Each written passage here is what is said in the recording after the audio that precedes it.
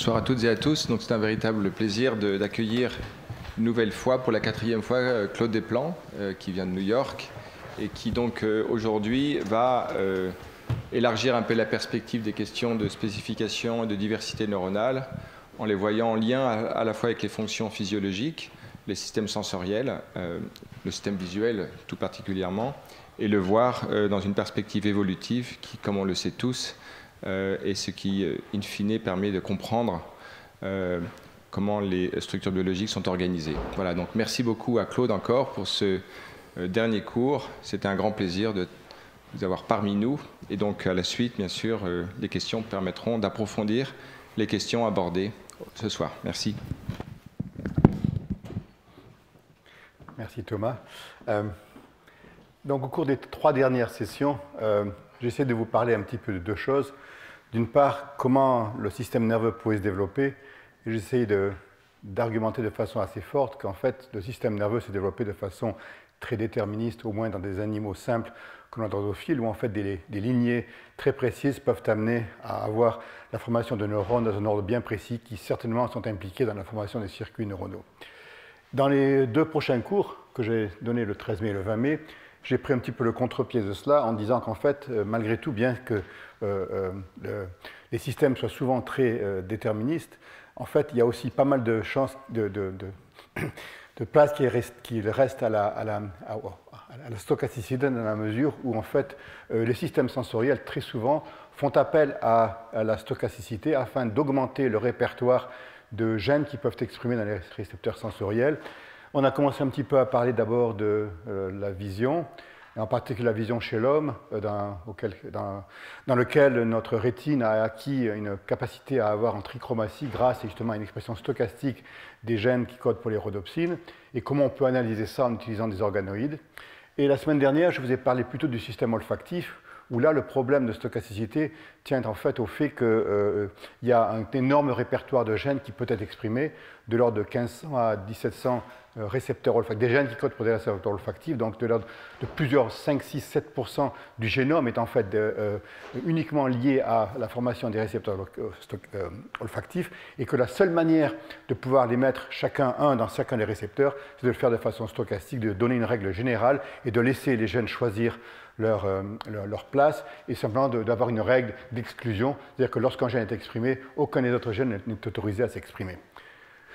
Aujourd'hui, je n'ai pas pu résister en fait à essayer de vous donner un élargissement de ces concepts. C'est en fait comment la nature peut utiliser ces phénomènes déterministes, mais surtout ces phénomènes stochastiques, pour élargir son champ adaptatif, et comment en fait les différents animaux peuvent utiliser ces systèmes stochastiques pour s'adapter au monde extérieur et essayer de voir comment ils peuvent en effet utiliser leur système sensoriel au mieux dans des conditions écologiques qui varient énormément d'un animal à l'autre.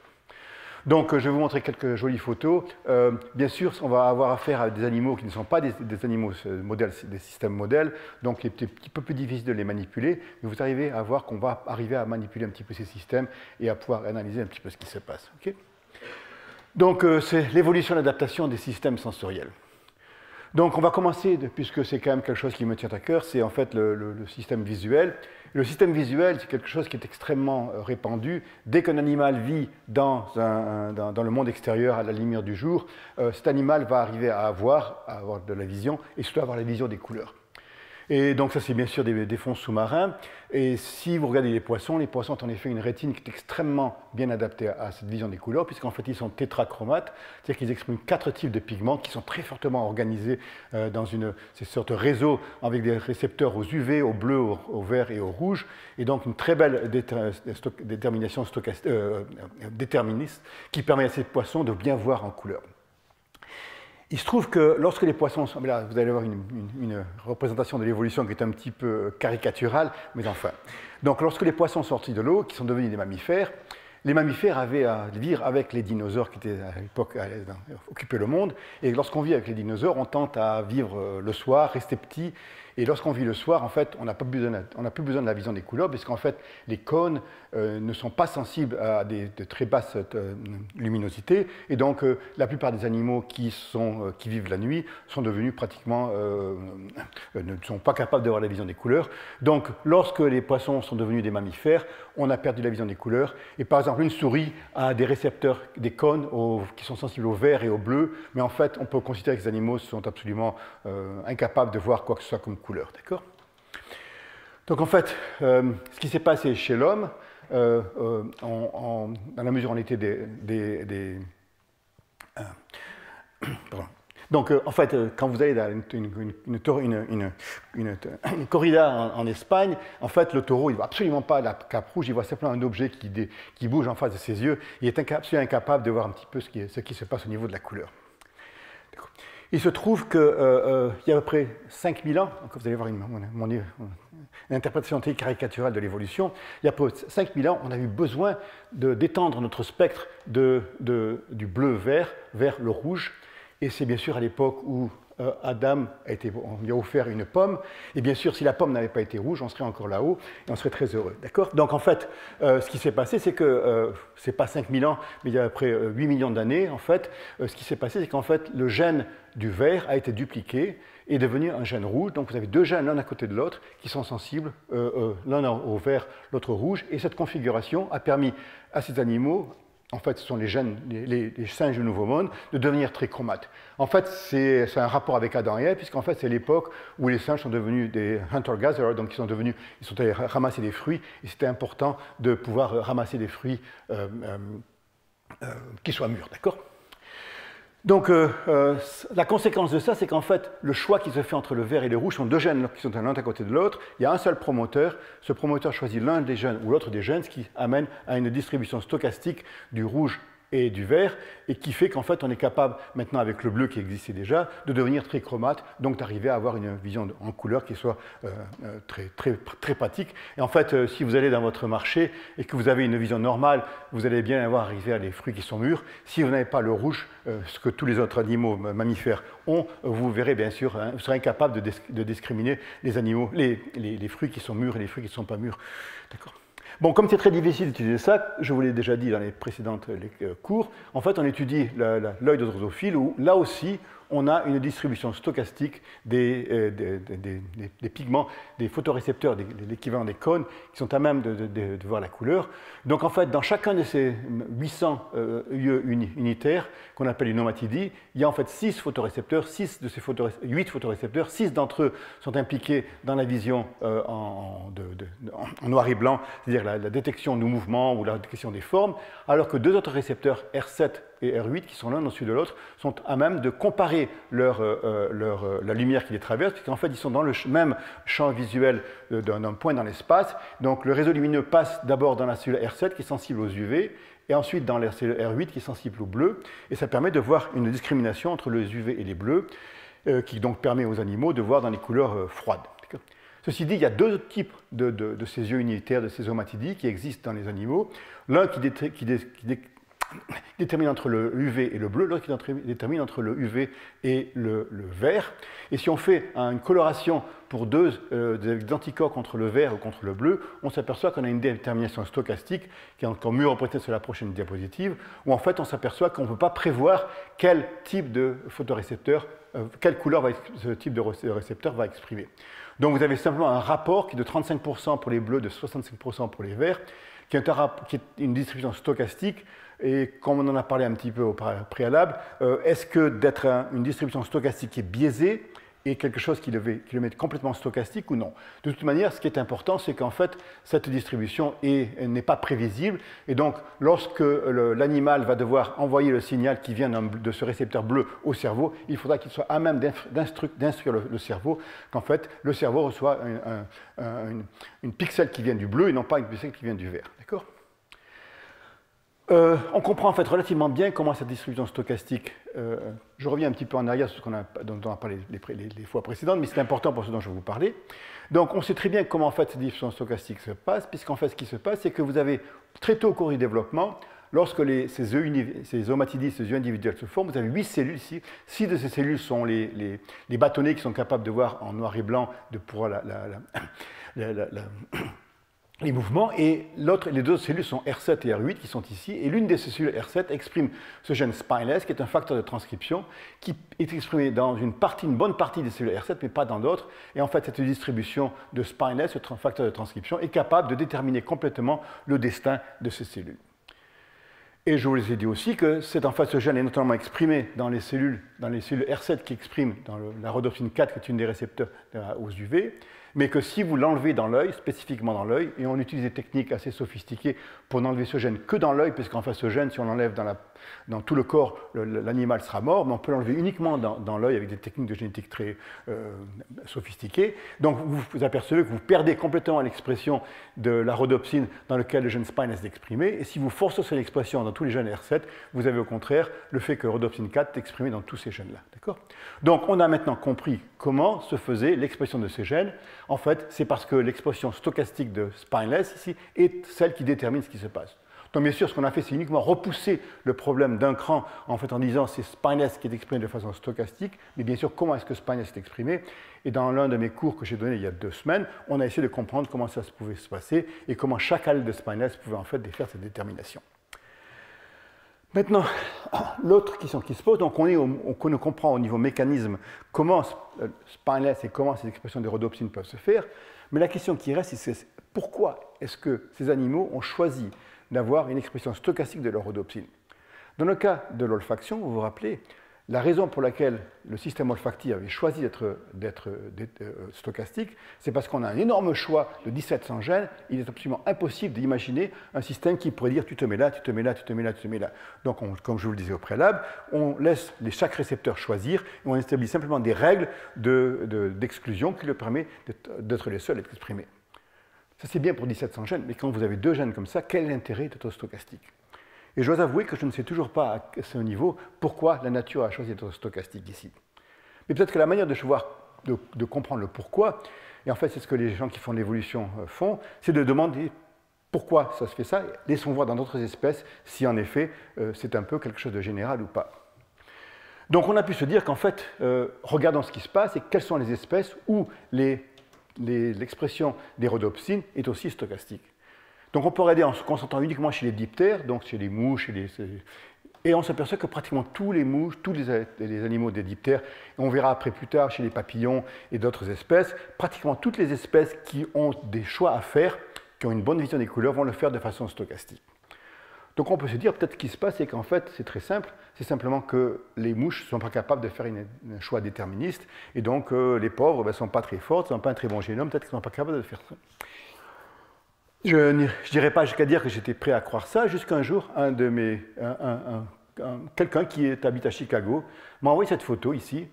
Il me dit, voilà, je m'appelle Keith Short, je suis un ingénieur de mécanique, je construis la boîte de vitesse du 787, donc il travaille pour eux. Et je m'intéresse beaucoup à faire des photos d'animaux dans mon jardin, et j'ai trouvé cette mouche. Il se trouve qu'en regardant un petit peu sur l'Internet, je me suis aperçu que vous étiez intéressé par la détermination stochastique des yeux d'insectes. Et je voudrais vous demander ce que vous pensez de cet animal-là, puisque cet animal-là est en fait tout sauf stochastique. Donc ce que vous avez ici, c'est uniquement une cornée, mais cette cornée est faite de rangées d'omatidies, donc ces yeux univers, qui sont soit rouges, soit jaunes, soit rouges, soit jaunes. Il y a une petite erreur ici, mais c'est pratiquement parfait. D'accord? Donc pourquoi cet animal-là, parmi tous les autres, a choisi de ne pas être stochastique, d'être déterministe? Et donc on essaie de comprendre cela, et la question qui se pose d'une manière, c'est comment on peut arriver à changer un système qui, à la base, au niveau fondamental, apparaît être stochastique, comment on peut le changer pour devenir complètement déterministe. Dans certaines de mes lectures, de mes cours précédents, je vous ai dit qu'en fait, l'œil se développait de façon comme une vague de détermination, où en fait, à partir d'un épithélium naïf, les yeux vont se développer par une vague de détermination qui passe de la partie postérieure vers la partie antérieure. Donc, au début, il n'y a que ces photorécepteurs-là, et au cours du développement, ceux-là vont se développer pour arriver jusqu'ici. D'accord? Donc, ce qu'on peut imaginer, c'est qu'en fait, lorsque cette vague traverse le neuroépithélium qui va donner lieu à l'œil, il alterne. Des fois, il fait des omatidies qui sont vertes, des fois, il fait des omatidies qui sont rouges, des fois, des omatidies vertes et rouges, et de temps en temps, il se trompe. En fait, en cherchant un petit peu dans la nature, on a réussi à trouver un exemple, un échantillon, qui permet d'illustrer ça de façon relativement claire. Et ici, donc, vous avez, c'est le même animal. Et cet animal, ce qui se passe, c'est que vous voyez qu'il a une alternance, on ne colore qu'une des deux, il a une alternance régulière entre des omatidies colorées. Et là, ce qui se passe, à un moment donné, donc vous vous rappelez, la détermination se fait de droite à gauche, donc il y a une détermination qui se fait, tout allait bien, et tout d'un coup, ce qui se passe, c'est qu'à un moment donné, c'est un moment précis au cours du développement, on s'aperçoit qu'il commence à faire des erreurs. Là, il fait une erreur, cette erreur n'est pas de conséquence, ça se rétablit, une seule erreur est acceptable. Par contre, ici, il fait 3 erreurs, et lorsqu'il fait 3 erreurs, c'est-à-dire qu'il met la mauvaise omatidie au mauvais endroit, ça va complètement changer le pattern d'expression, où en fait tout va se switcher, et donc vous allez avoir maintenant ce patron qui était avant, et là le nouveau patron qui va être complètement changé. Et bien sûr, il y a des problèmes de proximité ici, puisqu'en fait, vous avez 2 patterns qui vont être en conjonction, ce qui suggère simplement, c'est qu'en fait, lorsque le développement procède de droite à gauche, vous avez une alternance entre ces jaune et rouge, jaune et rouge, jaune et rouge, et que lorsque vous avez des problèmes comme ceci, il va y avoir un conflit, et donc ça sert vraiment une idée qu'il y a un produit qui diffuse d'une omatidie à l'autre pour dire je suis rouge, donc tu deviens jaune, je suis jaune, tu deviens rouge, etc. etc. Donc, ça c'est purement descriptif. Donc, on peut savoir comment se fait ce mécanisme. Et donc, vous vous rappelez qu'au niveau de la drosophile, l'expression stochastique des rhodopsines était due en fait à l'expression stochastique de ce gène spineless, ce facteur de transcription spineless. Donc, on se dit peut-être ce qui s'est passé, c'est que chez cette autre mouche, ce gène spineless va être en fait être exprimé de façon différente. Donc, on regarde un petit peu d'abord ce qui se passait au niveau, comparer ce qui se passe de l'expression stochastique chez la drosophile et chez cette espèce de mouche qu'on appelle le dodoïde. Et on regarde les mêmes couleurs ici, vert et bleu, et on s'aperçoit que vert et bleu, au lieu d'être exprimés de façon stochastique, sont exprimés de façon tout à fait déterministe. Donc, en fait, ce qui semble se passer, c'est que, en fait, le gène spineless, qui était exprimé de façon stochastique ici, est exprimé de façon déterministe ici, pour des raisons qui sont un petit peu difficiles à comprendre. Je ne comprends pas vraiment pourquoi. Il y a peut-être quelque chose qui peut nous dire une raison pour laquelle ça se passe, c'est qu'en fait, non seulement il y a une alternance de couleurs entre le vert et le bleu, le vert et le bleu, le vert et le bleu, mais si on regarde plus précisément aux photorécepteurs, les photorécepteurs sont en fait des cellules qui sont capables de détecter la lumière en absorbant la lumière par ces molécules de rhodopsine. Or, les molécules de rhodopsine sont des molécules qui traversent la membrane 7 fois, donc ces molécules qui ont besoin d'une membrane pour t'exprimer. Or, si on veut avoir une grande sensibilité, il faut avoir beaucoup de ces molécules de rhodopsine, donc il faut avoir beaucoup de membranes. En conséquence, les photorécepteurs, que ce soit les nôtres, photorécepteurs, nos cônes ou nos bâtonnets, ont des membranes extrêmement développées qui sont pratiquement partout des molécules de rhodopsine qui se touchent l'une à l'autre afin d'avoir une absorption maximum. Donc, c'est chez les drosophiles, chez ces mouches, les membranes qui sont complètement amplifiées afin d'obtenir une grande quantité de rhodopsine sont en fait des microvillosités. Et on s'aperçoit ici que vous avez la cellule ici en microscopie électronique. Vous apercevez que vous avez ces membranes ici qui vont de haut en bas, d'accord, qui vont de haut en bas, et en fait qui sont couvertes de rhodopsine. Ce qui veut dire que les molécules de rhodopsine sont en fait orientées dans le plan de ces microvillosités. Or, dans ça, c'est la cellule R7, et dans la cellule R8, elles sont aussi organisées, mais comme la cellule vient à un corps cellulaire qui vient à 90 degrés, les microvillosités sont organisées à 90 degrés l'un de l'autre. Or, il se trouve que ça, c'est dans un des rangs de rhodopsine, celui qui exprime la rhodopsine verte, et celui qui exprime la rhodopsine bleue. En fait, la même chose se passe, sauf que là, les microvillosités ont 80 degrés d'orientation par rapport à l'autre. Ce qui fait qu'en fait, ici, vous avez deux types d'orientation qui sont à 80 degrés l'un de l'autre, entre les cellules R7 et les cellules R8. Ici, vous avez deux types d'organisation où les microvillosités sont parallèles l'une à l'autre. Qu'est-ce que ça veut dire, en fait? Ça veut dire qu'en fait, ce sont deux filtres polarisants. Deux filtres polarisants qui sont soit orthogonaux l'un à l'autre, soit parallèles l'autre à l'autre. Donc ça, en fait, c'est un filtre, un purement filtre, comme les Ray-Ban qu'on utilise pour se protéger du soleil. C'est un filtre qui va laisser passer que la lumière polarisée qui donne une certaine orientation. L'autre, c'est en fait plus qu'un filtre, c'est quelque chose qui permet de déterminer l'angle de polarisation de la lumière. Pourquoi est-ce que les insectes sont intéressés à déterminer l'angle de polarisation de la lumière? C'est simplement que dans des journées lorsque le soleil n'est pas disponible, la seule manière pour un animal de s'orienter dans l'espace, de savoir où est le sud ou le nord, c'est simplement de savoir donc, soit la position du soleil, soit le vecteur de polarisation de la lumière qui dépend directement du soleil. Et même si le soleil n'est pas visible, l'animal est capable de déterminer le vecteur de polarisation de la lumière. Donc, par exemple, pour les monarques qui voyagent du Canada vers le Mexique sur 2 ou 3 000 km, ils ont besoin de voyager quel que soit le temps, même si le soleil est couvert, ils savent toujours où est-ce que le sud, et donc sont capables de voyager par là-bas. Okay? Donc, il y a certainement quelque chose qui a à voir avec la lumière polarisée. Dans ce cas-là, pourquoi est-ce qu'ils seraient Ce ne sont pas des animaux qui migrent. Donc pourquoi est-ce qu'ils ont besoin de soit filtrer la lumière, donc que les deux filtres sont parallèles l'un à l'autre? C'est en fait certainement parce qu'ils vivent près de l'eau. Et donc, pour un animal, pour un insecte, se poser sur l'eau, ce n'est pas une très bonne idée, puisqu'en fait, ils vont se noyer. Donc, en fait, la lumière qui est polarisée en se réfléchissant sur une surface aqueuse est en fait une lumière polarisée. Donc, les animaux sont capables de détecter que la lumière est polarisée. Donc, ils vont éviter de se poser là. Donc, ça, c'est un filtre. Et c'est pourquoi déterminer l'orientation du vecteur de polarisation? C'est certainement dû à des faits un problème sexuel où en fait les femelles en général qui sont très couvertes de ces lumières très iridescentes, qui sont en fait de la lumière polarisée, circulaire, vont en fait être sur le sol et le mâle va être au-dessus d'eux, voler en dessus d'eux et va suivre l'orientation des femelles pour faire une danse qui leur permettra éventuellement de séduire la femelle et d'arriver à se croiser avec elle. Donc certainement ça c'est dû à des questions de faire la cour à la femelle, et ça seulement pour éviter de se poser sur l'eau, mais ce sont que des spéculations qui ont besoin d'être démontrées. Ok, donc il semble que dans la nature, il y a une manière de détecter la vision des couleurs et éventuellement la lumière polarisée, qui est en fait d'avoir cette distribution stochastique, avec bien sûr cette exception qui confirme la règle ici. Maintenant, est-ce que l'on peut essayer de voir comment ce système évolue au cours de différentes espèces qui ont des milieux de vie qui sont très différents? Donc, je vous donne 3 petits exemples ici. Un exemple qui a à voir avec une manière de permettre aux animaux d'avoir une meilleure vision des couleurs. Et donc, ça, c'est le cas en fait des papillons. Et je vous dirai un petit peu plus tard ce qui se passe là, d'accord? Donc, les papillons, en fait, ce sont des animaux qui ont besoin de très bien percevoir les couleurs pour différentes raisons. D'une part, ils se nourrissent de fleurs, et ces fleurs sont très spécialisées, et parmi pas mal des papillons sont en fait très spécialisés au niveau de types de fleurs qu'ils peuvent manger, en particulier les papillons qui sont toxiques. Les papillons toxiques doivent se nourrir de fleurs toxiques qui leur permettent d'absorber des composants toxiques dont ils vont pouvoir eux-mêmes ne pas être sensibles, mais qui vont les rendre pas très bon goût pour leurs prédateurs. Et donc, ils ne seront pas attaqués par les oiseaux, parce que les oiseaux, une fois qu'ils en auront goûté un, ils vont reconnaître la couleur de ces papillons et dont on ne va plus pouvoir les manger.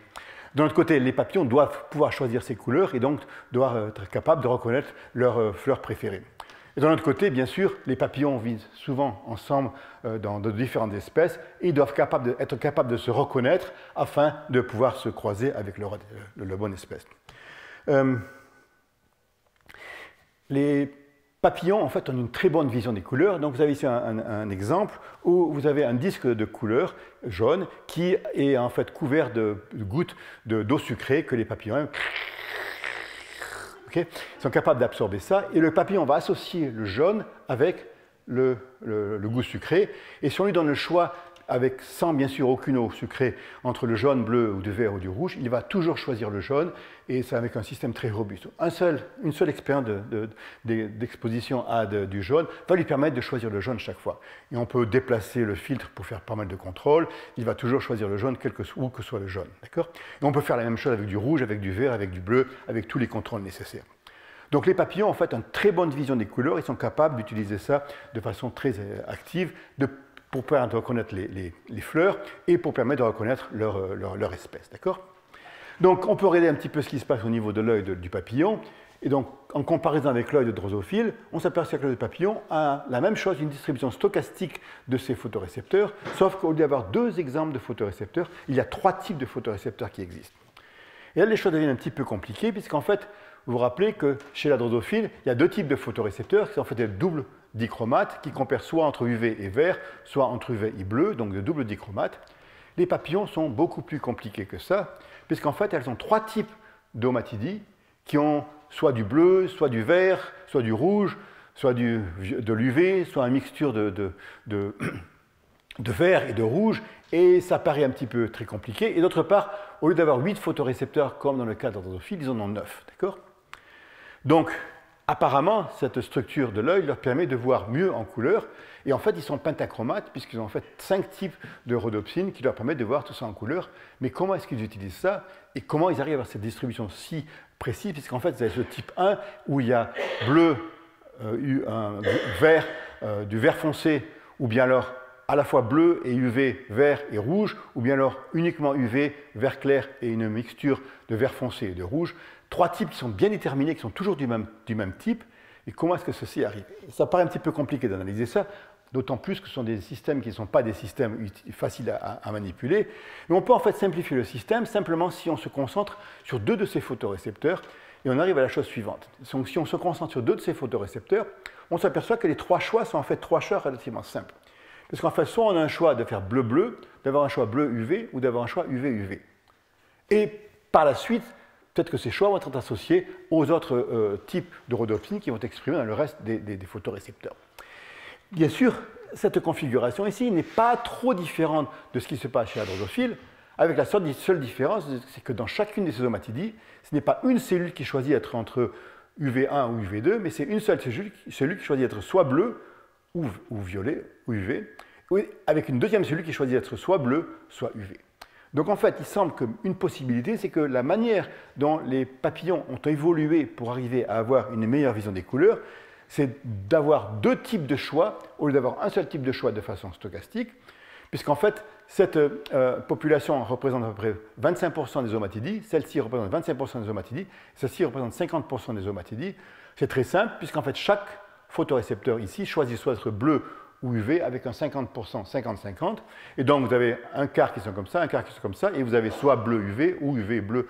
Et donc, ça fait 25%, 25% et 50%. Okay. Donc, la question qui se pose, c'est que les papillons et les mouches sont quand même très distantes au point de vue évolutif, de l'ordre de 250 millions à 300 millions d'années. Donc, il y a eu beaucoup de choses qui ont pu se passer entre les deux. Est-ce qu'ils dépendent du même système? Donc, d'abord, je voudrais vous illustrer ce qui se passe chez les papillons. Voir ce que je dis, en fait, c'est vrai. Vous avez donc différents types de photorécepteurs, soit qui ont UV bleu, UV UV, bleu UV, et vous avez... ce qui est l'autre? Oui, d'accord, ici. Donc c'est bleu-bleu, ok. Okay. Donc vous avez ça, et la proportion, je vous dis, c'est toujours 25, 50, 25. Okay. Donc on se dit, on connaît très bien ce qui se passe chez la drosophile. Est-ce que des systèmes similaires existent chez ces papillons pour pouvoir essayer d'expliquer comment ils arrivent à augmenter leur vision des couleurs? Donc vous vous rappelez, chez la drosophile, il y avait un photorécepteur R7, un récepteur R8, et on a fait des marqueurs très spécifiques, ce gène Prospero, ce gène senseless, qui marque les cellules R7 et les cellules R8. Et bien sûr, il y a spineless qui est exprimé de façon stochastique dans les cellules R7. Dans 65%, il est exprimé. Dans les 35% qui restent, il n'est pas exprimé. Donc ici, on va essayer de regarder si ces gènes sont conservés chez les papillons et s'ils sont en fait capables de représenter le même type de régulation que l'on trouve chez la drosophile. Donc, bien sûr, maintenant, en 2019, il est facile d'avoir le génome complet de ces papillons. Donc, en fait, on a séquencé le génome de plusieurs papillons et on a sorti les gènes correspondant à Prospero et à senseless et on a fait des anticorps contre ces Prospero et senseless et contre spineless et on s'est dit où est-ce que ces gènes sont exprimés. Et là, les résultats sont devenus assez clairs puisqu'en fait, ce qui se passe, c'est la chose suivante. Donc, vous avez ici une rétine de papillon. Et donc, ce que vous apercevez, c'est qu'en fait, la raison pour laquelle il y a 9 photorécepteurs alors qu'il n'y en a que 8 chez la drosophile, c'est qu'en fait, il y a deux récepteurs de type R7, un là, qui sont marqués ici en vert, et le récepteur R8 qui est ici en dessous.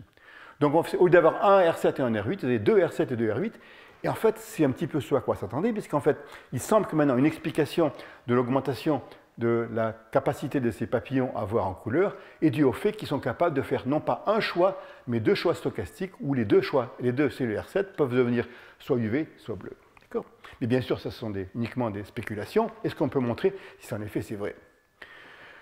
Donc, si c'était vrai, on pourrait s'imaginer peut-être que le même système qui était utilisé chez la drosophile, le système de spineless, va être conservé à nouveau, 300 millions d'années d'évolution, va être conservé chez les papillons. Donc ici, on va regarder ce qui passe avec spineless.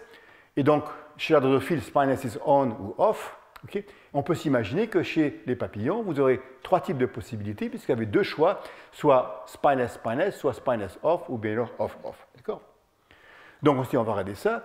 Et en fait, la réponse à cette question, c'est exactement ce qui se passe. Donc vous avez exactement ça, donc c'est un anticorps contre spineless. Cet anticorps contre spineless est exprimé soit dans deux cellules R7, soit dans une cellule R7, soit dans 0 cellule R7.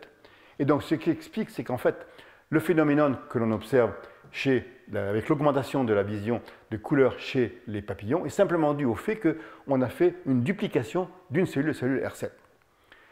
si vous connaissez un petit peu l'évolution, la manière dont souvent les systèmes évoluent, c'est par ce qu'on appelle une duplication de gènes. C'est-à-dire que vous avez ce qui s'est passé par exemple chez l'homme, où en fait le gène vert a été dupliqué en un gène rouge. Donc on a une duplication d'un gène, donc deux gènes identiques, qui permet aux ces deux gènes de se différencier, ce qu'on appelle néofonctionnalisation. Donc ici, ce n'est pas deux gènes qui sont dupliqués, c'est en fait deux cellules qui sont dupliquées, qui aussi sont néofonctionnalisées, puisqu'elles ont acquis la capacité d'exprimer le système spineless de façon indépendante l'une de l'autre. Donc en fait, on a une évolution du système ici, et donc on peut s'apercevoir qu'en effet, c'est spineless exprimé dans les cellules R7, le gène Prospero est exprimé dans les cellules R7, donc vous voyez bien que vous avez spineless on ou off, off ou on. Okay. Donc tout ça c'est bien, mais c'est toujours malgré tout de la corrélation, et donc en fait tout a l'air de marcher relativement bien, mais est-ce qu'il est possible de montrer que c'est en effet ce qui se passe, donc de faire des études fonctionnelles? Mais bien sûr, le papillon, ce n'est pas un animal qui est facile à manipuler. Il n'y a pratiquement pas d'outils. Quand on a commencé à travailler dessus, il n'y avait même pas de génome. Donc, on a acquis le génome, on a acquis le transcriptome, et ça, c'est des choses qui sont descriptives. Est-ce qu'on peut manipuler le génome? Et bien sûr, ça représente il y a 2-3 ans, il y a un système génial qui est sorti sur le marché, c'est le système de CRISPR-Cas9. Je vous ai entendu parler de CRISPR-Cas9, c'est dans la première page du Monde souvent. Donc, c'est un système qui vient des bactéries, qui est le système immunitaire des bactéries, où les bactéries sont capables de se défendre de l'invasion de phages en ayant des enzymes qui sont capables de couper l'ADN des phages sans couper leur propre ADN. Et ils utilisent ce système de façon très simple. C'est simplement qu'ils ont une enzyme qui peut couper l'ADN, mais cette enzyme est amenée à un site très spécifique de l'ADN par un ARN qui est complémentaire à cet ADN. Et donc, si on peut utiliser ce système chez les eucaryotes, on peut en fait arriver à couper l'ADN à n'importe quel endroit d'un génome de façon extrêmement spécifique. Et bien sûr, ce système était maintenant l'objet d'une dispute entre la côte Est et la côte Ouest des États-Unis, parce qu'en fait, il y a des milliards de dollars qui sont impliqués là-dedans, de savoir qui est-ce qui a découvert ça, qui est-ce qui va avoir la patente, et qui c'est qui. Et ça va sûrement amener à un prix Nobel dans les années ou l'année qui vient. Okay. Donc en fait, c'est un système qui permet de couper l'ADN à volonté. En particulier, on peut couper n'importe quel gène, donc on peut faire une mutation dans n'importe quel gène, et on peut l'utiliser pratiquement dans n'importe quelle espèce. Donc j'ai essayé de voir si on peut faire ça chez les papillons. Donc ce qu'on fait, c'est qu'on ramasse des œufs de papillons, d'accord? Donc c'est ces petites boules vertes qui sont très jolies. Donc c'est des œufs de papillons, on les injecte avec la protéine Cas9 et avec un ARN qui est complémentaire à la molécule qu'on va utiliser, dans ce cas-là, la molécule de spineless. Mais avant de commencer à faire ça, on s'est dit, on va essayer de voir si le système fonctionne. Donc on va utiliser un système qui est très facile à détecter. On va donc s'intéresser à la couleur de l'œil des papillons, simplement pour voir si le système fonctionne. Donc les papillons, ce papillon-là qui est papilio, en fait a de très belles couleurs. Et la couleur noire qu'il a en dessous est due au fait qu'il exprime un gène qu'on appelle yellow. Et il s'appelle yellow parce qu'en fait, quand le gène est muté, le papillon devient jaune, puisqu'en fait, il n'est pas capable de faire la couleur noire. Donc, chez les insectes, on nomme souvent les noms des gènes d'après leur phénotype, leur perte de fonction phénotype. Donc, on dit on va injecter ça. Donc, on injecte la protéine Cas9 et un ARN contre le gène yellow, et on s'aperçoit qu'on a la chose suivante. Vous avez un papillon qui est complètement jaune. Donc, ce papillon, l'œuf de ce papillon a été injecté avec l'ARN de yellow et Cas9, et vous apercevez qu'il est complètement jaune. Ça veut dire qu'en fait, les deux allèles de yellow ont été mutés, puisqu'en fait c'est un gène qui est récessif. Donc les deux allèles sont except pour quelques petits domaines où un seul allèle a été muté. Et donc ça nous permet de dire qu'en fait le système a l'air de fonctionner bien. En fait, il fonctionne même trop bien. Pourquoi fonctionne-t-il trop bien? Parce qu'en fait, si on fait la même chose avec le gène spineless, comme je vous l'ai dit plus tôt, le gène spineless est un gène qui est un gène essentiel pour différentes cours. Il n'agit pas uniquement au niveau des photorécepteurs, il agit dans beaucoup d'autres organes. Si on fait donc une mutation spineless qui est aussi efficace que ça, l'animal sera mort, ce ne sera pas facile à récupérer. Donc on a diminué les doses de Cas9, les doses de l'ARN, et on a essayé de refaire cette expérience en mélangeant à la fois des ARN pour spineless et pour yellow, comme un contrôle. On peut voir toute une série, donc c'est le même papillon qui est simplement reçoit des différentes doses de Cas9 et des ARN pour yellow et pour spineless. Et on peut s'apercevoir qu'il y a toutes sortes de phénotypes qu'on peut voir qui correspondent à la perte de fonction. Et on sait que par exemple, spineless est impliqué dans le développement des antennes. Vous apercevez que quelquefois les antennes sont normales, quelquefois ces antennes ne sont pas normales. Et on peut même voir des analyses clonales. Ça c'est un petit peu pour toi Thomas. Il y a un très beau compartiment ici qui est entre le compartiment compartiment antérieur et le compartiment postérieur, qui est le compartiment où DPP est exprimé. C'est ce que Thomas a fait au cours de sa thèse il y a quelques décennies, donc ça devrait t'intéresser. Okay. Donc on s'est dit, qu'est-ce qui se passe? Et ce qu'on peut voir dans ce qui se passe, si on arrive à enlever spineless, et à nouveau on ne peut pas l'enlever partout, on ne peut l'enlever que dans un petit domaine afin de ne pas tuer l'animal. Ici, ce que vous avez, c'est que vous avez une rétine où en fait spineless est normal ici, spineless est normal ici, et vous voyez bien qu'il n'y a pas de violet, parce qu'en fait spineless est mutant dans cette région-là. Donc s'il est mutant, l'anticorps ne le reconnaît pas. Et on peut se demander qu'est-ce qui se passe au niveau de la distribution de ces rhodopsines dans ce domaine où spineless n'est pas exprimé. Et en fait, donc, ça, c'est ce que je vous ai montré au préalable. Donc, la distribution stochastique, soit c'est bleu-bleu, soit bleu-UV ou UV-UV. Et si vous avez un domaine qui n'a plus de spineless, vous apercevez que tout le monde devient UV-UV, UV-UV, UV-UV. Ce qui prouve, en fait, c'est que en fait, spineless est requis pour l'expression stochastique du bleu, des gènes bleus.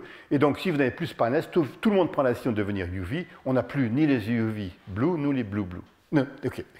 Donc ça veut dire qu'en fait un animal qui, au lieu d'avoir cette grande variété d'omatidie, va en fait devenir d'un seul type d'omatidie et va devenir pratiquement daltonien, sera incapable de voir les visions des couleurs, donc de reconnaître ces animaux.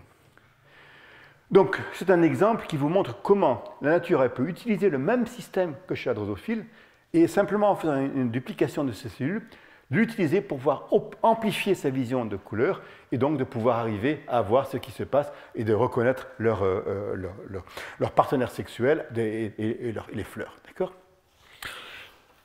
Dans un deuxième exemple, ce que je vais faire, c'est que je vais vous montrer exactement l'opposé, ou en fait un système où la nature va avoir sacrifié la vision des couleurs pour donner un avantage à un autre système visuel qui va être le système de détection des mouvements. Donc ça a affaire en fait à un autre type de mouche. Donc les mouches dont je vous parlais, c'est celle-ci, celle qui était non stochastique. Et les papillons sont dans un autre groupe. Mais revenant chez les diptères, il y a une autre espèce de mouches qui sont en fait les mouches à cheval, qui sont des tabanides. Et ces tabanides sont des animaux qui sont pas très sympathiques, dans la mesure où si vous vous promenez près de chevaux, elles vont se poser sur vous, elles vont vous couper, et elles vont en fait vous faire saigner, et elles vont boire votre sang. Et en fait, c'est uniquement les femelles qui font ça, parce que bien sûr, uniquement les femelles ont besoin du sang pour pouvoir produire des œufs. Phénomène très généraux. Chez les moustiques, bien sûr, c'est uniquement les femelles qui vous piquent. Là, ces tabanides vont vous piquer, vont vous couper pour pouvoir sucer votre sang. Et donc, on peut voir en fait ce qui se passe chez ces femelles. Vous avez ici cet outil qui lui permet de nous couper, de nous faire saigner. Et donc, elles ont injecté un anticoagulant et de permettre de sucer notre sang afin de pouvoir nourrir les œufs. Là, bien sûr, cet animal a un œil magnifique avec ses bandes, ce qui est un petit peu pas tout à fait attendu, dans la mesure, en général, dans la nature, ce ne sont pas les femelles qui sont belles, ce sont les mâles qui sont beaux, parce qu'en fait, les mâles n'ont pas le poids métabolique que les femelles ont pour pouvoir pondre des œufs. Les femelles doivent investir beaucoup d'énergie pour pondre des œufs, donc si elles veulent que leurs œufs survivent, elles veulent essayer de se croiser avec des mâles qui sont le plus adaptés aussi adaptés que possible, donc elles vont choisir les mâles qui sont les plus beaux ou les plus forts ou quoi que ce soit, d'accord ? Donc en fait, cette femelle ici est très belle, ses yeux sont beaux, mais en fait, ce n'est pas pour être beau, c'est uniquement pour être reconnu comme étant une espèce donnée. Et vous allez voir d'autres exemples. Donc en fait, cette femelle dit, voilà, je suis de cette espèce. Maintenant, si tu es un mâle et que tu veux te croiser avec moi, il va falloir que tu montres que tu es capable, que tu as les meilleurs gènes pour pouvoir se croiser avec moi, que mes œufs arrivent à survivre. Et donc ce qui va se passer, c'est qu'en fait, la femelle va être choisie par un mâle, mais au lieu de se laisser croiser immédiatement, elle va soumettre le mâle à un test qui consiste simplement, je suis sûr que vous avez vu ça, elle va se mettre à voler avec des loopings un peu partout et essayer d'échapper au mâle, d'accord ? Et seuls les mâles qui sont capables d'attraper la femelle, de la suivre, de l'attraper, vont pouvoir se croiser avec ces femelles et donc vont pouvoir transmettre leur sperme et leur gène. Et bien sûr, les mâles vont pouvoir s'adapter à ce genre de situation et vont devenir avoir un œil qui va être capable d'attraper les femelles, donc d'être à même de suivre les femelles le mieux possible. Et en fait, comme le seul but d'un mâle, c'est de se croiser, de donner son sperme, il n'a plus besoin d'autre chose. La seule chose dont il a besoin, c'est d'avoir un œil qui sert à attraper la femelle. Il va donc développer ce qu'on appelle un love spot, et vous allez très bien voir ce que c'est qu'un love spot. Un love spot, c'est exactement ça. Vous avez la femelle, et ça, c'est le mâle. Le mâle a comprimé toutes les bandes qui lui permettent d'être reconnu. Et avant tout, ce qu'il a, c'est un énorme œil, ce love spot, dont le seul but dans la vie est de reconnaître la femelle en vol et de pouvoir l'attraper. Vous voyez que les deux yeux sont fusionnés l'un avec l'autre alors qu'ils sont séparés ici, de telle sorte qu'ils ne perdent pas la trace de la femelle lorsqu'elle croît son champ visuel. Il va avoir ces grosses omatidie qui lui permettent d'avoir une grande résolution, et donc va avoir un œil qui va être spécialisé dans la détection des femelles, le seul but dans la vie. Ces femelles vivent pendant 2 ou 3 semaines, vont pondre des œufs, les mâles vivent 24 heures, ils se croisent avec les femelles et ils meurent. Ils n'ont pas du tout l'outil pour se nourrir, ils n'ont pas besoin de se nourrir, puisqu'en fait, leur seul but dans la vie, c'est de donner leur sperme. Une caractéristique générale des mâles en général. Okay. Donc ça, c'est une espèce, mais il y a d'autres espèces de la même famille, des tabanides, où celui-là, c'est celui qui est le tapis indien, donc un patron d'œil qui est aussi très intéressant, et qui est de la même manière comprimé chez le mâle, qui a en fait cet œil dramatiquement, de façon phénoménale, augmenté, de telle sorte qu'il puisse en fait pouvoir détecter la femelle. Mais l'exemple peut-être le plus étonnant de ça, c'est ce qu'on appelle les mayflies. Les mayflies, c'est les éphémérides. Donc ce ne sont pas des mouches, en fait, ce ne sont pas des diptères. Et donc chez la femelle, elle ressemble à une mouche, elle a ses yeux qui sont ici, okay, ses 2 yeux qui sont ici, et sur ce qui est le mâle, regardez ce qu'il a développé. Donc en fait, c'est ce qu'on appelle un turbid eye, c'est-à-dire que c'est un œil qui est très plat. Donc ça veut dire que toutes les omatidis vont regarder dans la même direction. Donc il a un champ visuel qui est très étroit, mais ce champ visuel est très précis dans la mesure où tous les omatidis voient dans la même direction, donc il a une grande précision de vue. Donc c'est une sorte de télescope qui permet à cet animal qui se tient sur le sol, qui va voir des milliers de femelles qui volent en l'air, il va dire je veux celle-là, il va partir, essayer de la séduire et donc de se croiser avec elle pour donner son sperme. Donc, une évolution extrêmement importante de systèmes visuels qui sont extrêmement spécialisés dans l'augmentation, une amélioration de la vision, du mouvement afin de pouvoir attraper ces femelles. C'est un petit peu difficile de travailler sur ces espèces, d'autant plus, comme je vous le disais, les mâles vivent très peu de temps, donc on a beaucoup de mal à les attraper dehors. Et donc on s'est intéressé à la place à la mouche de la maison, Musca domesticus, la mouche la plus ordinaire. Et je suis sûr que vous avez vu chez vous que les mouches se poursuivent l'un l'autre. C'est toujours le mâle qui est derrière, et le mâle est toujours essayé d'attraper la femelle de dessous et de derrière. Donc en fait, c'est la partie de l'œil et la partie antéro-dorsale qui voit la femelle, c'est cette partie qui va être transformée en un système qui lui permet de voir la vision du mouvement de façon plus précise. Ces mouches, ces muscas qu'on trouve à la maison, en fait, elles ne sont pas très fortement spécialisées à l'extérieur, on ne voit pas beaucoup de différence, sauf que les 2 yeux par rapport aux femelles sont toujours fusionnés l'un avec l'autre afin de pouvoir continuellement suivre la femelle. Mais il y a quelque chose de très fondamental qui se passe au niveau de la distribution des photorécepteurs, c'est que vous vous rappelez, chez la drosophile, vous avez donc les 6 photorécepteurs qui sont impliqués dans la vision du mouvement, et vous avez ici ces 6 photorécepteurs qui sont ici, d'accord? Et les cellules R7 et R8, normalement, sont au milieu, comme ici, okay, et elles permettent de voir un petit peu, de comparer la lumière qui vient entre les cellules R7 et les cellules R8. Or, chez ces mouches, ce qui s'est passé, en fait, c'est que la cellule R7 a été transformée en une cellule qui va être à même de voir la vision du mouvement. Donc en fait, elle a bougé la périphérie, ce que vous avez ici, d'accord, par rapport à R8 qui reste au milieu, et elle a transformé sa rhodopsine, au lieu d'exprimer une rhodopsine qui soit très spécialisée, qui ne voit que les UV, en fait, elle exprime une rhodopsine qui a beaucoup plus grand spectre de détection, afin de pouvoir voir la femelle au mieux possible, comme tous les autres. Donc l'avantage n'est pas énorme, puisqu'en fait, ces mouches sont capables de voir, ces mâles sont capables de voir la femelle avec 7 photorécepteurs au lieu de 6. Ceci, en termes d'évolution, notamment au niveau d'évolution sexuelle, n'importe quel avantage est bon à prendre, dans la mesure où ça permet à ces animaux d'avoir un avantage par rapport à leurs compères, et donc de pouvoir transmettre leur sperme, et donc de pouvoir évoluer plus rapidement. Donc on se dit, comment cela se fait? Comment est-ce qu'on peut transformer ce photorécepteur R7, qui, vous vous rappelez, chez les papillons avait été dupliqué pour en faire 2, ici on n'en a plus, on a 0, peut se transformer en une cellule qui lui permet de voir la vision du mouvement. En fait, vous voyez ce qui se passe au niveau des colorations. Si on regarde les 2 rhodopsines dont je vous parlais au préalable, on s'aperçoit qu'il y a un grand trou ici. Ce grand trou, c'est là où se trouvent les photorécepteurs qui ont transformé leur rhodopsine en une rhodopsine qui ne voit que qui a un grand spectre de détection, donc qui va être spécialisée dans la détection du mouvement. Donc ça ne se passe bien sûr que chez les mâles, puisque les femelles n'ont pas besoin de ça. Donc comment se fait-il d'une part que ça ne se passe que chez les mâles? Chez les insectes, le sexe est comme chez nous déterminé par le nombre de chromosomes X. Donc s'il y a 2 chromosomes X, ça devient une femelle. S'il n'y a qu'un seul chromosome X, ça devient un mâle. Et en fait, il y a une lecture du rapport entre les 2 chromosomes X, entre le chromosome X et les autosomes. Et si ce rapport est de 1 par rapport entre les chromosomes X et les chromosomes autosomes, on s'aperçoit qu'on a l'expression d'un gène qu'on appelle sexe lissal. Et on va avoir un gène qu'on appelle double sex, qui va être une forme féminine, qui va permettre de donner la forme du corps qui correspond à une forme féminine. Chez les mâles, le rapport de X, et donc il n'y a qu'un seul chromosome X, va amener à la non-expression de sexe lissal et l'expression d'une forme mâle de ce double sex, qui va donc donner la forme mâle au soma. Donc l'animal va ressembler à un mâle. Et il y a un autre gène qui est exprimé qu'on appelle fruitless, qui va aussi avoir une forme mâle, qui n'est pas exprimée chez la femelle. Et fruitless ne va pas donner la forme de l'animal, il va donner le comportement de l'animal. Il va uniquement être exprimé dans les neurones du cerveau, les neurones qui sont mâles spécifiques, qui vont permettre au mâle de pouvoir avoir ce comportement très spécifique, chez la drosophile, de faire le chant avec la vibration de l'aile, de tous les paramètres très spécifiques que l'on peut trouver chez le mâle.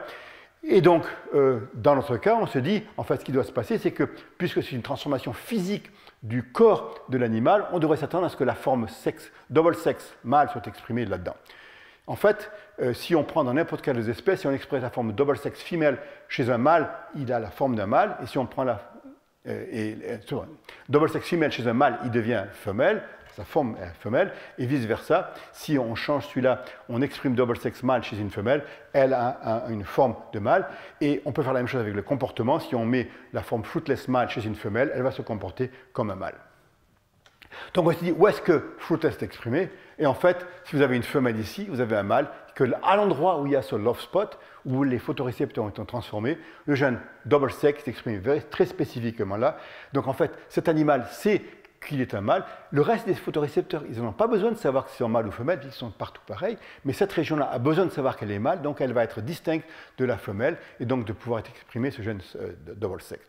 Donc en fait, la manière dont ces photorécepteurs sont transformés, c'est simplement du fait qu'ils expriment ce gène double sex qui va leur permettre d'acquérir des fonctions spécifiques qui sont des fonctions spécifiques au mâle, et ça peut être comme toute autre structure qui est spécifique au mâle. Maintenant, ça, c'est une représentation du système visuel de la drosophile. Donc, vous avez l'œil ici, et l'œil va avoir des photorécepteurs qui sont en vert, qui vont projeter à l'intérieur du cerveau à une structure qu'on appelle la lamina. Lamina, c'est la structure qui permet à l'animal de voir le mouvement.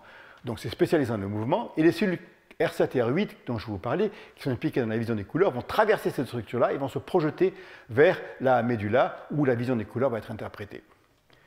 Donc, ce que je vous ai dit, c'est qu'en fait, on a transformé les cellules R7 en une cellule qui est au centre, à la périphérie de l'omatidie et qui exprime une rhodopsine qui est spécifique de la vision du mouvement.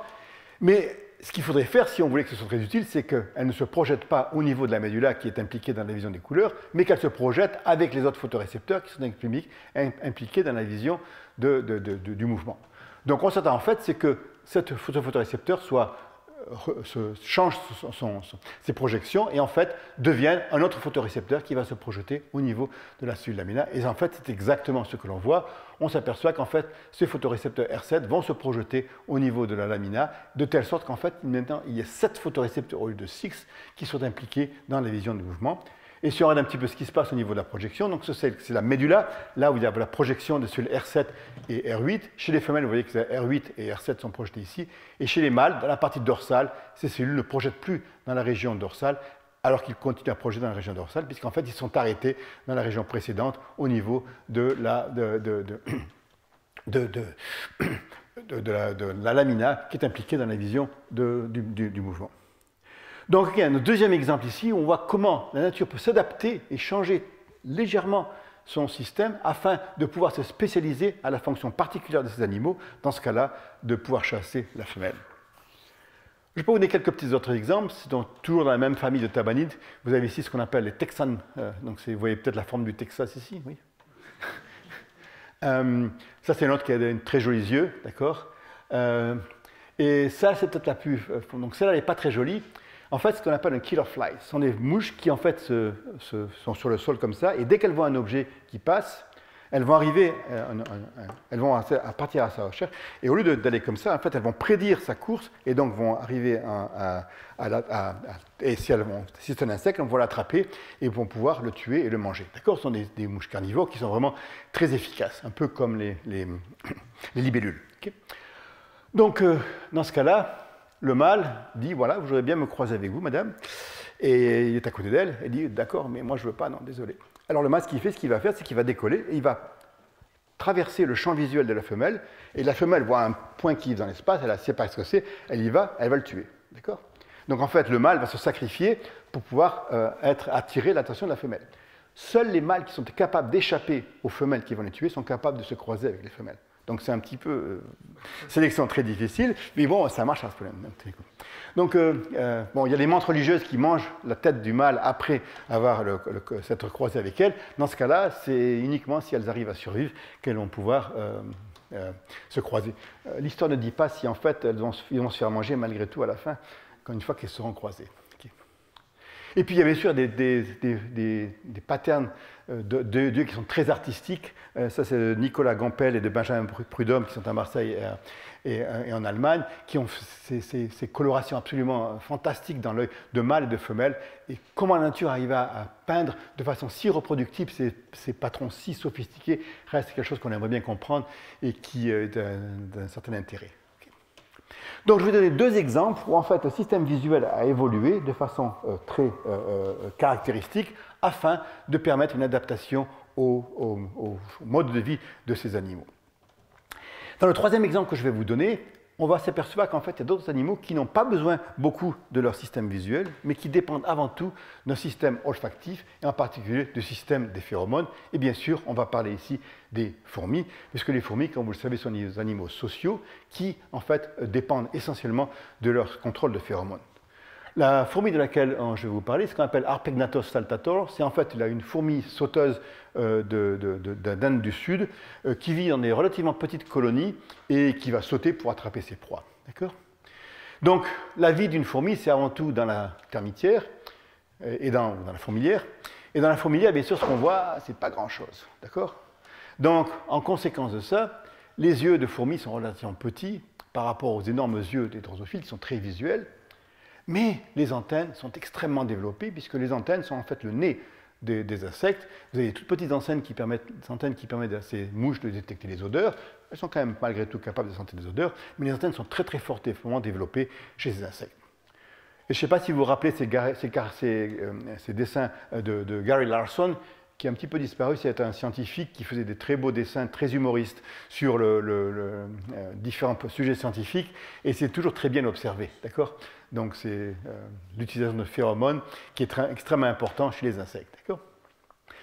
Donc en fait, si vous faites regardez de très près à une antenne, ces énormes antennes qui sont extrêmement longues, elles sont couvertes de ces poils, de ces antennes-là, et ces poils contiennent toutes sortes de récepteurs olfactifs qui permettent donc à ces animaux de pouvoir détecter toutes sortes de phéromones, de communiquer entre elles pour pouvoir arriver à voir la vie sociale de ces colonies.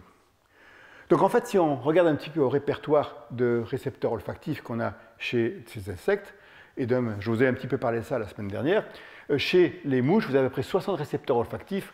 Il y a d'autres récepteurs olfactifs d'autres espèces qu'on va ignorer. Chez les abeilles, il y en a un petit peu plus, même si les abeilles sont des animaux très sociaux aussi. Et chez les fourmis, ça va jusqu'à 500. Donc il y a 500 gènes dans le génome de la fourmi qui sont capables de coder pour des récepteurs olfactifs, donc d'augmenter le répertoire olfactif de façon tout à fait dramatique.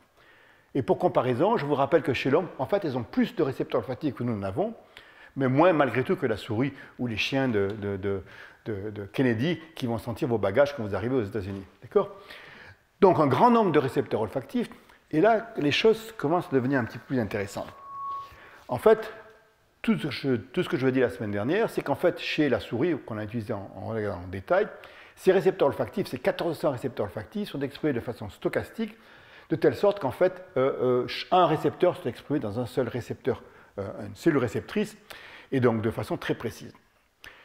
Or, chez la mouche, je vous ai aussi dit que la même chose se passe, mais comme il n'y a que 60 récepteurs, en fait, les récepteurs sont exprimés de façon beaucoup plus déterministe, c'est-à-dire que chaque cellule sait quel récepteur exprimer, et elle va faire ça de façon déterministe.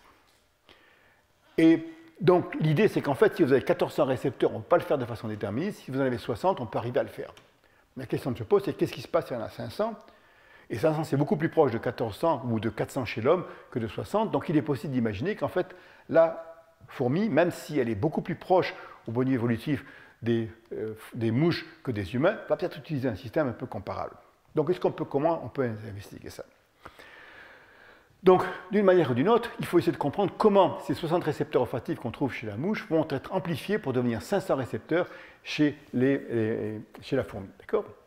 En fait, on regarde l'arbre généalogique de tous les récepteurs olfactifs des insectes et on s'aperçoit qu'il y a une seule branche qui est extrêmement amplifiée ici.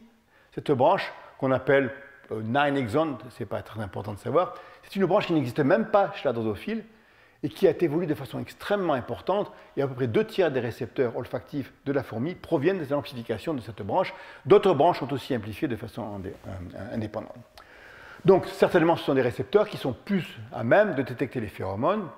Les phéromones, je dois vous le rappeler, sont en fait souvent des produits qui sont sécrétés par la cuticule de ces animaux, et en fait, ce qu'on appelle des CHC, donc des longues chaînes de carbone, soit avec un ou deux double bond. Okay. Donc,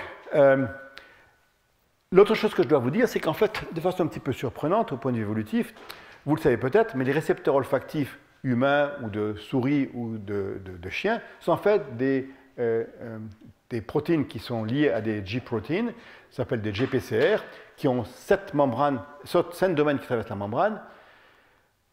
Les récepteurs olfactifs des insectes ont aussi 7 domaines qui traversent la membrane, mais d'abord ils ont une configuration opposée, c'est-à-dire qu'ils ont la partie N-terminale de l'autre côté que les récepteurs vertébrés, mais surtout ce ne sont absolument pas des protéines qui sont couplées à des G-proteins, ce sont en fait des canaux cations, et en fait ce sont des tétramères qui sont en fait de 4 sous-unités, 2 sous-unités qui sont spécialisées dans la détection d'une odeur, donc vous en avez chez la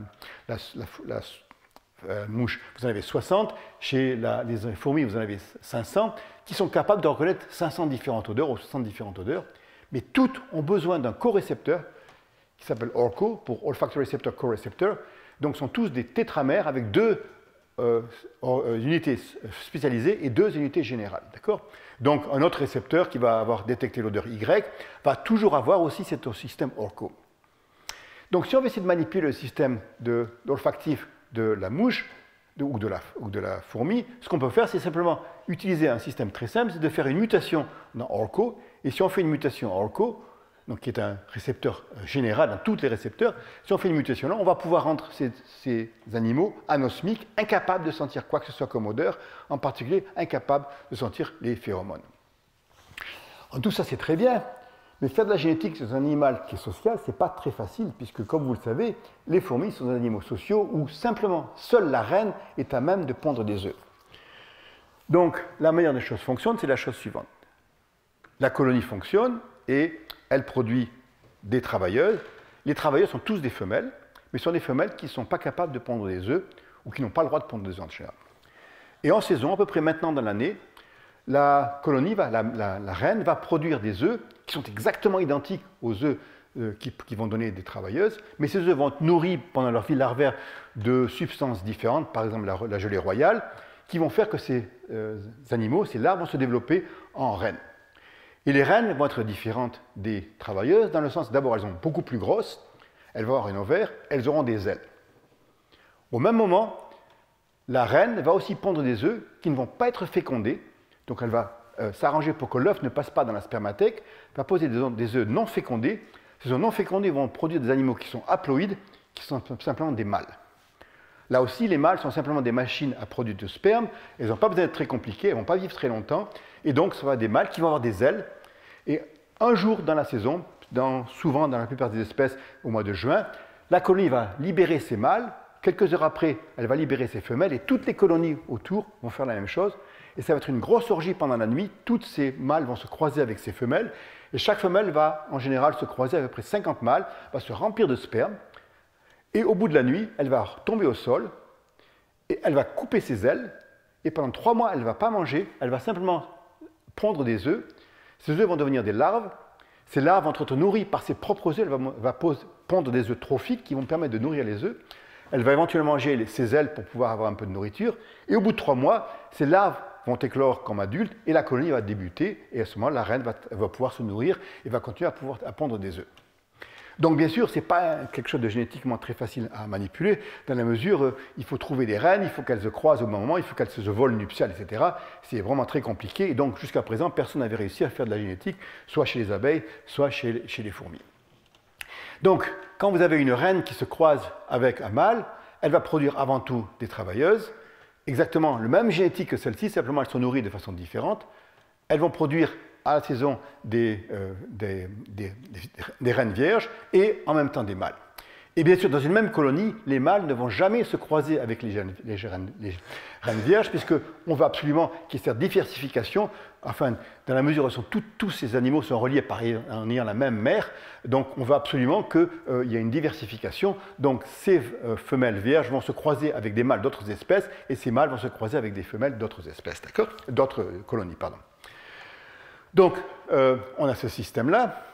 Il se trouve que dans la plupart des espèces, si la reine meurt, la colonie est fichue, puisqu'en fait, il n'y a plus personne pour pondre des œufs, donc la colonie va disparaître. Elle va survivre pendant quelques temps, tant que ces travailleurs sont toujours là, mais au bout d'un certain temps, la colonie va disparaître.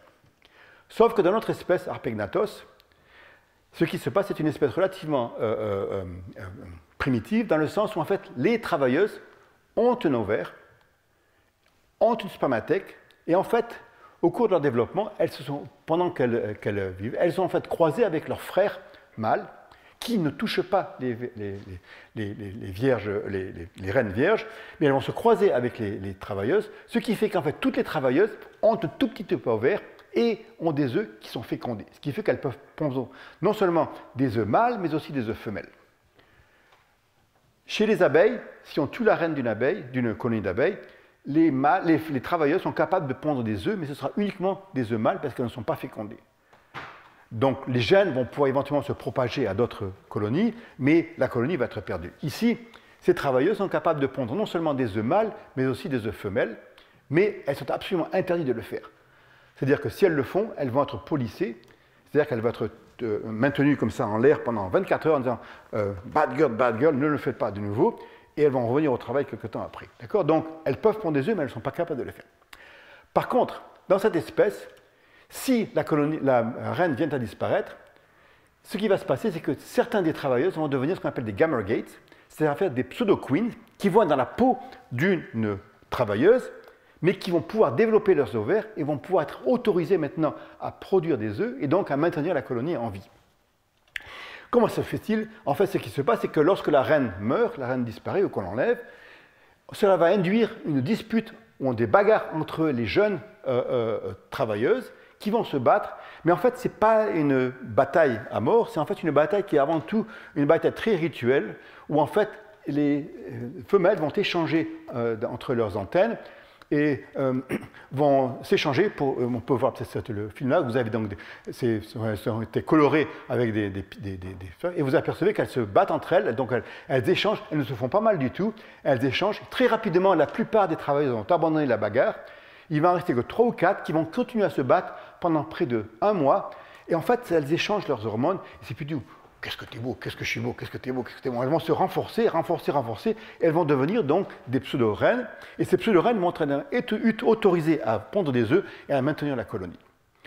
Donc pour nous, c'est un avantage énorme, puisqu'en fait, ce qu'on peut faire, c'est prendre n'importe quel animal, n'importe quel œuf, l'injecter avec des Cas9 ou avec des trucs, en faire des mutants, et ensuite on peut les transformer par cette méthode-là en animaux qui peuvent être reproducteurs, et donc on pourra maintenir la colonie comme n'importe quel autre animal.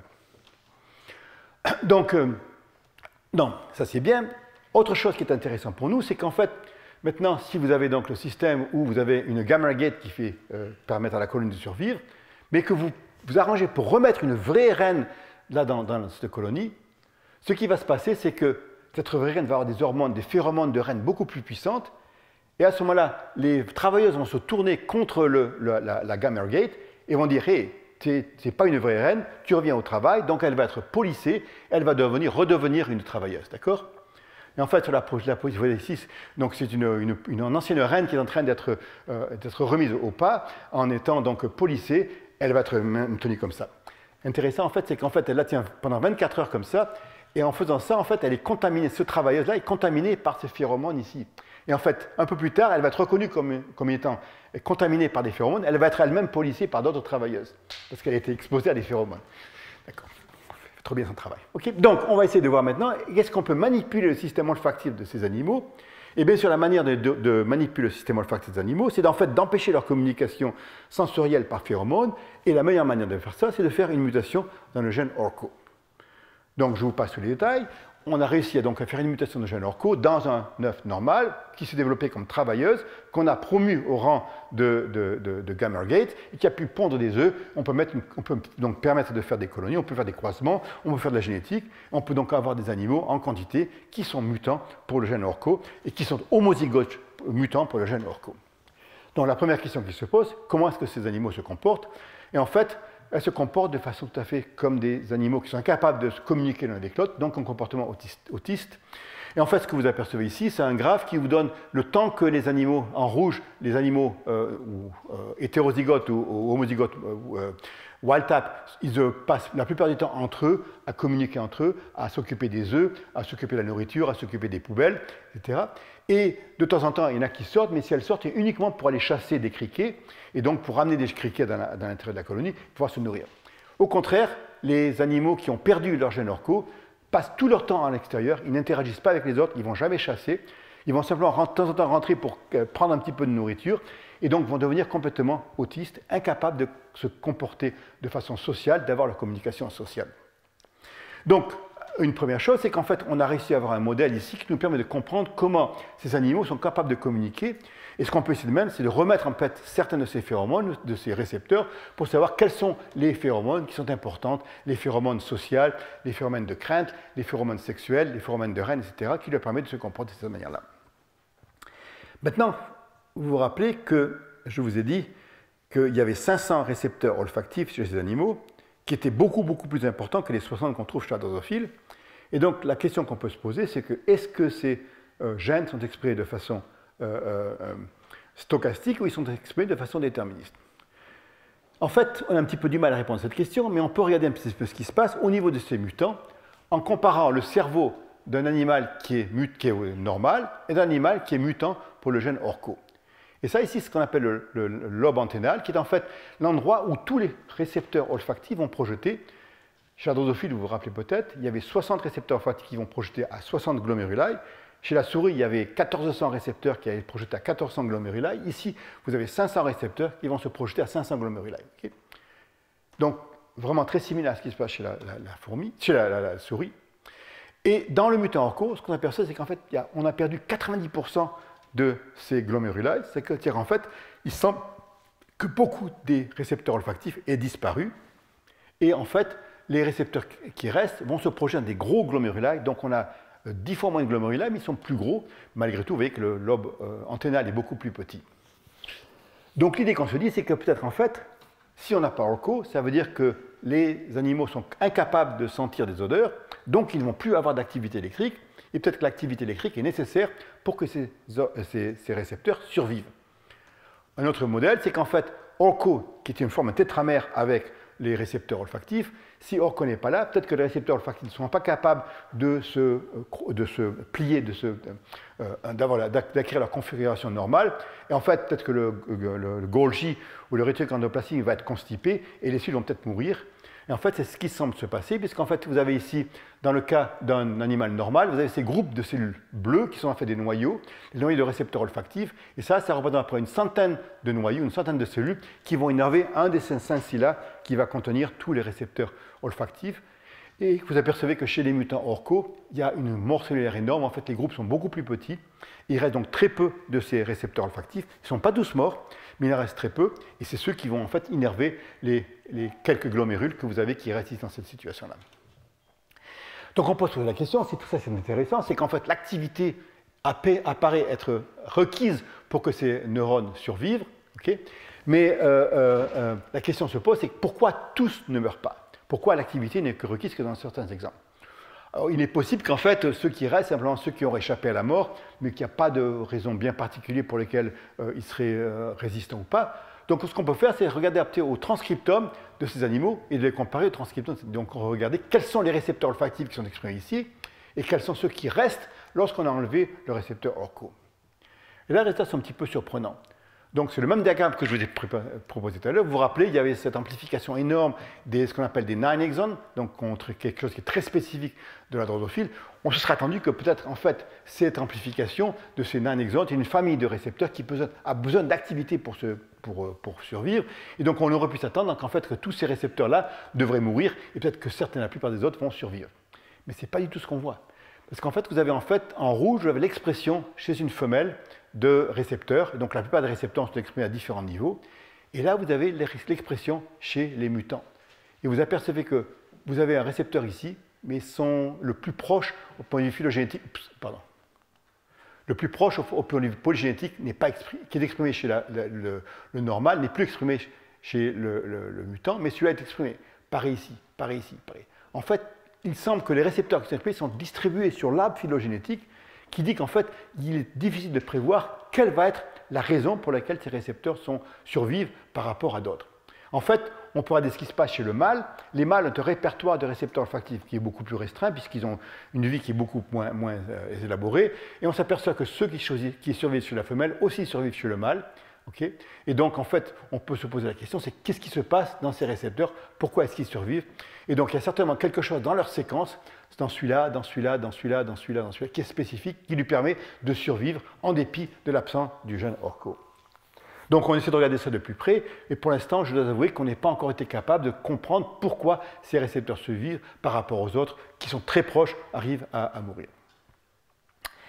En terminant, je voudrais vous raconter un petit peu une petite histoire qui a aussi affaire à ça, qui en fait, le fait que vous avez ici, c'est le développement normal d'une reine, d'un mâle qui se croisent, et vous avez des travailleuses, un mâle et une vierge. Et en fait, comme je vous le disais, les mâles, par exemple, vivent très peu de temps, ils ne vivent qu'une semaine, ils se croisent, une fois qu'ils sont partis pour le vol, on n'en a plus besoin, ils meurent après. Et les travailleuses, en fait, vivent 7 mois. En général, elles n'arrivent jamais à passer 7 mois parce qu'elles se font manger par un oiseau. Et intéressant, c'est que les reines vivent beaucoup plus longtemps, ce qui paraît être logique, puisqu'en fait, une reine, c'est la seule à pouvoir pondre des œufs, et que même si dans ce cas-là, les reines sont capables d'être remplacées par des travailleuses, dans la plupart des colonies, la reine doit vivre longtemps afin de pouvoir pondre de nombreux œufs et de pouvoir maintenir la colonie en vie. En fait, il y a des espèces de fourmis qui peuvent vivre jusqu'à 30 ans et où la reine peut produire 1 million d'œufs d'une seule fécondation. Un seul événement de fécondation, elle est capable de garder son sperme pendant 30 ans et de pondre 1 million d'œufs. Donc c'est quelque chose qui est énorme. Qui est en fait un peu contre-intuitif, puisqu'en fait, tout ce qu'on sait d'après d'autres animaux modèles, par exemple chez C. elegans ou chez la drosophile ou même chez la souris, c'est qu'en fait, souvent, la capacité d'une femelle à se reproduire est anticorrélée avec sa capacité à vivre longtemps. Donc en fait, chez C. elegans et même chez la souris, plus un animal a produit de progéniture, moins elle va vivre longtemps, en grande partie dû au fait que pour produire une progéniture, il faut se nourrir beaucoup. Pour se nourrir beaucoup, il faut avoir beaucoup d'insuline, et l'insuline est tout à fait contraire à la longévité. Et en fait, les gens qui travaillent sur la longévité, certains ne prennent qu'un ou 2 repas par semaine afin de diminuer le taux d'insuline et espérer de vivre un petit peu plus longtemps. Donc l'insuline en général, les taux d'insuline élevés sont contraires à une longévité accroître. Or ici, ces reines vont vivre 5 ans ou 30 ans dans notre exemple, et vont produire des tonnes et des tonnes d'œufs, elles vont avoir donc des taux d'insuline très élevés certainement, et donc que se passe-t-il afin qu'elles puissent vivre si longtemps? Dans notre cas, ce qu'on a, c'est que vous vous rappelez qu'on peut transformer en fait ces travailleuses en gamergate, en pseudo-graines, si on enlève la reine. Donc si on enlève la reine, les travailleuses vont transformer en gamergate, et cet animal qui était né pour vivre 7 mois, qui a vécu 2 mois de sa vie comme travailleuse en une espérance de vie de 7 mois, va transformer en une gamergate, et tout d'un coup, sa longévité va augmenter à 4 ans. Donc ça veut dire que le même animal qui était né dans sa peau pour vivre 7 mois va un animal qui va venir 4 ans. Et maintenant, si vous remettez une reine et que vous la faites revenir à son état normal de travailleuse, elle va se mettre à revenir à son état normal de vie à 7 mois, et donc elle va mourir très rapidement après. Donc ça veut dire qu'on peut manipuler la longévité d'un animal vers le haut ou vers le bas, simplement en manipulant son exposition à des phéromones, aux phéromones de reine. Si elle est devenue une pseudo-reine, elle va se mettre à vivre beaucoup plus longtemps. Si elle est déposée et va redevenir une travailleuse, elle va vivre très peu longtemps. Donc c'est un système assez exceptionnel, dans la mesure où on peut multiplier la longévité par un facteur 10. Le problème, c'est que malgré tout, travailler avec des animaux qui vivent 4 ans, c'est pas très facile, puisqu'en fait, bon, ça prend du temps, et au point de vue scientifique, c'est pas très facile de pouvoir analyser ce genre de choses. Mais par contre, on peut faire des hypothèses de ce qui permet à ces animaux de vivre plus longtemps ou de vivre moins longtemps. Et comme je vous le disais, l'un des facteurs importants qui permet aux animaux de vivre moins longtemps ou plus longtemps, c'est l'insuline. L'insuline est requise au niveau des adipocytes chez la souris, au niveau du corps gras chez les insectes, pour limiter la longévité. S'il y a très peu d'insuline dans ces tissus-là, les animaux vivent plus longtemps. S'il y a beaucoup d'insuline, les animaux vont vivre moins longtemps. Et ça, c'est vrai chez Coeleganthes, c'est vrai chez la souris, chez la drosophile. La drosophile a une grande quantité, elle a à peu près 7 insulines. Coeleganthes en a 37. Chez l'homme, nous n'avons qu'en fait que 1 ou 2, l'insuline et IGF. La fourmi, en fait, a 2 insulines qui correspondent de façon assez proche à l'insuline et IGF, qui sont des molécules très réceptives. Et surtout, de façon à contraster avec ce qui se passe chez les animaux, elle a 2 récepteurs, un pour chacune de ces espèces, et on ne connaît pas très bien exactement la fonction de ces 2 récepteurs. Donc, on se dit, qu'est-ce qui se passe lorsque les animaux vieillissent? Qu'est-ce qui se passe au niveau de l'insuline? Et en particulier, qu'est-ce qui se passe lorsqu'on transforme un travailleur qui est destiné à vivre 7 mois en une gamergate qui va devenir 4 ans? En fait, ce qu'on s'aperçoit, c'est que le taux d'insuline, soit dans le cerveau, soit au niveau des ovaires, augmente de façon extrêmement importante entre les travailleuses et les gamergates. Again, à nouveau, ça permet c'est tout à fait logique, puisqu'en fait, ces animaux vont être des animaux qui vont avoir besoin de beaucoup d'insuline, de pouvoir se nourrir beaucoup, afin de produire beaucoup de... Donc, en fait, on peut augmenter l'insuline dans ce côté-là, et en fait, quand elles se réversent à devenir des réversées de gamergate, elles vont diminuer de nouveau leur insuline, parce qu'elles n'ont plus besoin d'insuline pour se nourrir. Donc, tout à fait attendu, mais ça devrait être lié à en fait un raccourcissement de la longévité. Donc en fait, ce qu'on pense qui se passe, c'est que alors que ces animaux ont augmenté leur insuline globale au niveau de leur corps, elles vont aussi produire des anti-insulines, c'est-à-dire des produits chimiques, des protéines, qui sont capables d'antagoniser le rôle de l'insuline, et ces produits qu'on appelle EMPL2 et ALS2 vont être produits uniquement au niveau du corps gras, et empêcher en fait l'action de l'insuline au niveau du corps gras, afin de permettre à l'insuline globale d'être élevée, mais au niveau du corps gras d'être abaissée.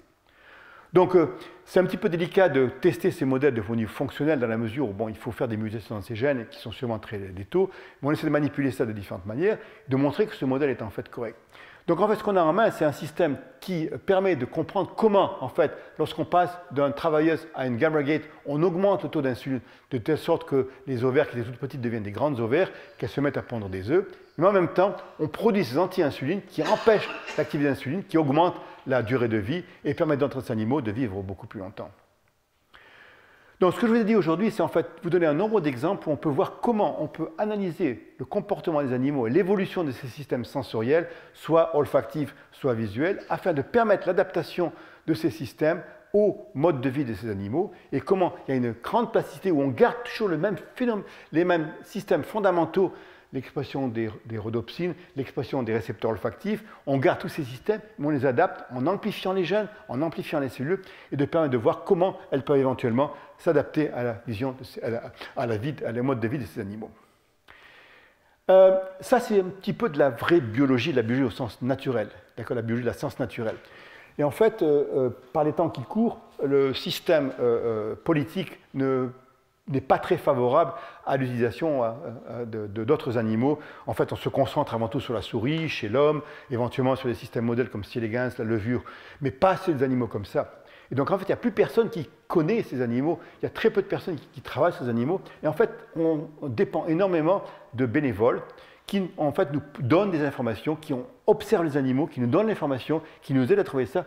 Et en particulier, je voudrais donc donner ces 2 personnes, Keith Short, qui est en fait cet ami qui m'a découvert un petit peu sur l'Internet et qui nous a donné cette image de ces mouches qui ont ces bandes, et toutes les semaines, il m'envoie un film ou des photos d'images qu'il a prises dans son jardin, où il va à Hawaï, il va en Floride, pour prendre des photos, et chaque fois, il analyse ces animaux, et il me donne ces images, et il me donne des informations sur le comportement. Et il essaie de nous aider autant que possible. Youssef est en fait un grand photographe que j'ai rencontré sur l'Internet aussi. Il est en fait à Abu Dhabi, et il se trouve que je vais assez souvent à Abu Dhabi parce que notre université à NYU a une branche à Abu Dhabi, donc j'ai été amené à le rencontrer, et c'est quelqu'un qui, en fait, est un ingénieur informatique qui travaille pour une compagnie pétrolière, mais dès qu'il a un moment, il part avec sa voiture, il va faire des photos d'animaux dans la campagne, même à Abu Dhabi, dans le désert, il trouve de très belles images. En fait, la plupart des images que je vous ai montrées viennent de cette personne-là. Okay, donc, c'est des gens qui sont très importants pour nous, qui sont complètement convaincus qu'en fait, les animaux sont beaux, que les insectes sont beaux, et qui veulent démontrer au monde qu'en fait, ces animaux sont très beaux. En fait, Youssef a gagné cette année le prix mondial de la meilleure microphotographie de Nikon. Et en fait, c'est une photographie ce qu'on appelle un weevil. Je ne sais pas comment on dit ça en français, un weevil. C'est un coléoptère qui tue tous les palmiers dattiers dans le monde, et les palmiers en France aussi. Et donc, c'est une photo d'un de ces animaux qui est en fait assez magnifique. Donc, on bénéficie beaucoup de ces gens-là, et c'est très bien. On veut travailler un petit peu sur d'autres animaux. Et on essaie donc, malgré tout, d'utiliser des techniques modernes pour analyser ces animaux dans des contextes biologiques intéressants. Donc, merci.